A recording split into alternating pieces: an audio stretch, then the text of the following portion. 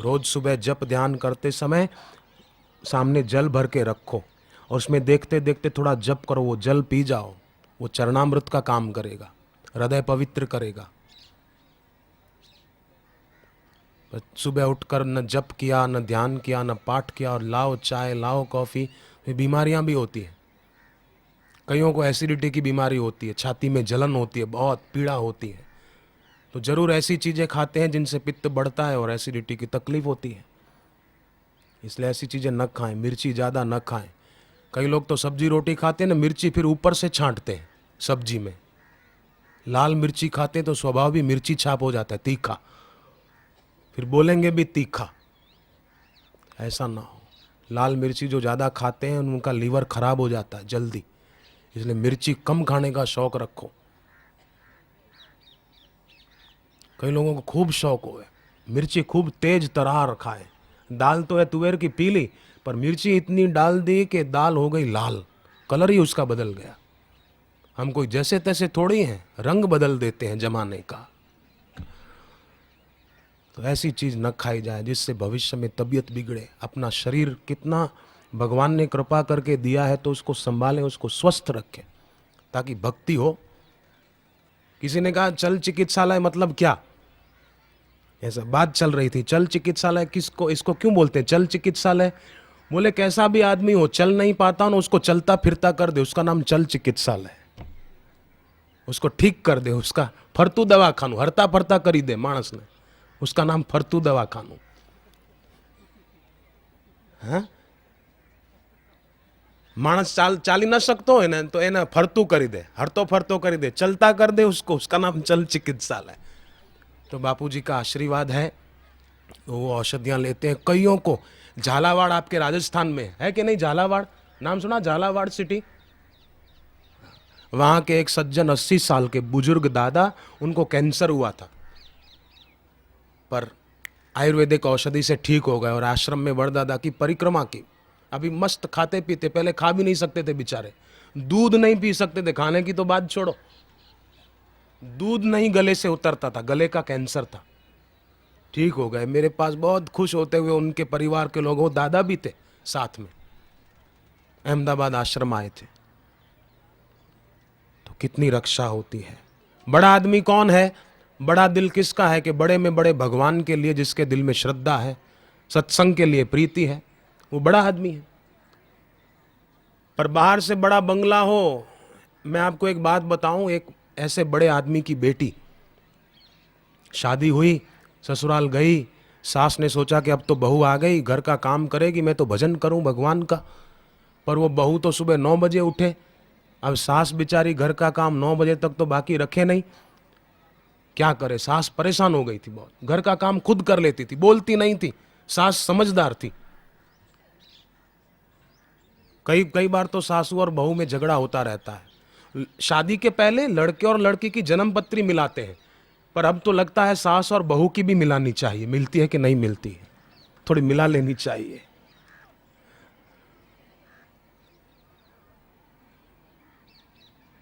तो वो बहू देर से उठती, सास सुबह झाड़ू लगाए, दूध गर्म करे, बच्चों के लिए नाश्ता बना दे, बेटा दुकान पर जाएगा उसके लिए नाश्ता बना दे। एक दिन लड़के ने देखा मेरी माँ झाड़ू लगा रही है, माँ को कहा माँ झाड़ू मुझे दे, मुझे दे, मैं झाड़ू लगाऊंगा। माँ बोली नहीं, तू दुकान पे जाने की तैयारी कर, झाड़ू मैं लगाऊंगी। शोर हुआ तो बहू जागी, बोले किस बात का झगड़ा है? बोले देख ना माँ झाड़ू लगा रही। उसका पति बोला माँ झाड़ू लगाए अपने को अच्छा लगता है?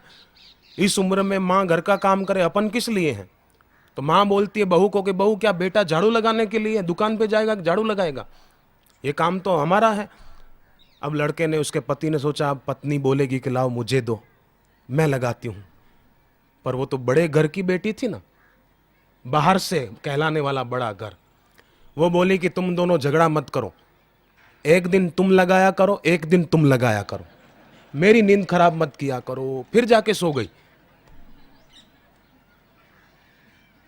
सत्संग न मिले, भक्ति न मिले जीवन में तो जीवन ऐसा हो जाता है।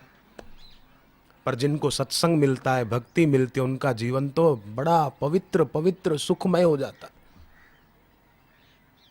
तो हम सबका भाग्य है कि सत्संग मिला है।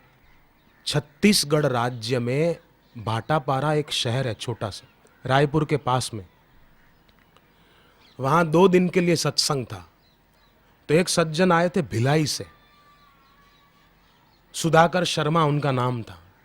बचपन से माँ गायत्री की उपासना करते थे, गायत्री मंत्र के कई अनुष्ठान किए थे।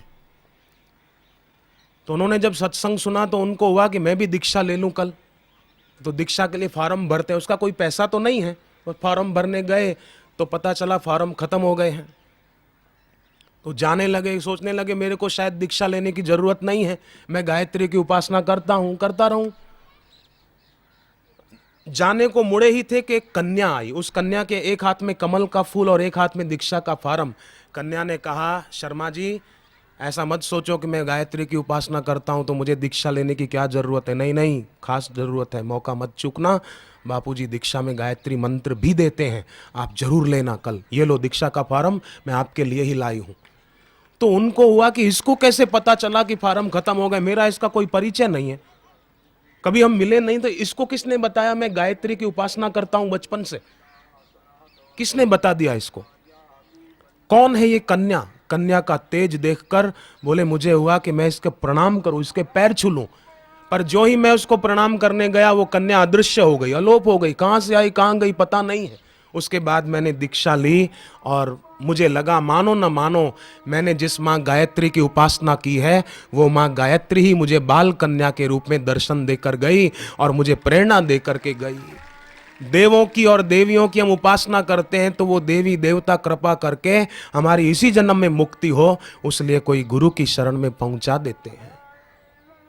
गुरु मेरे परमात्मा, तेरे दरस को तरसे आत्मा। गुरु मेरे परमात्मा, तेरे दरस को तरसे आत्मा।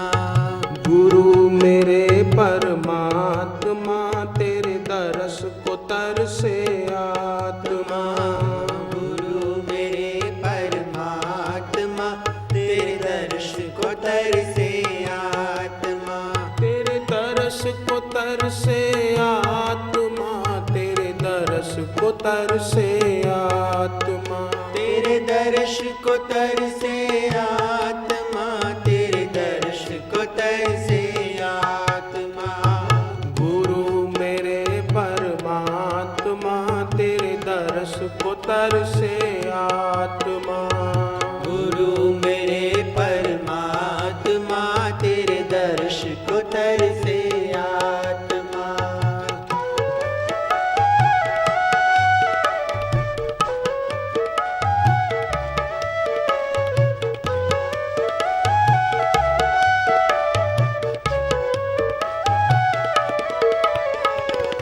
गुरु ब्रह्मा गुरुर्विष्णु गुरुर्देवो महेश्वरा, गुरुर साक्षात् परब्रह्म, तस्मै श्री गुरवे नमः।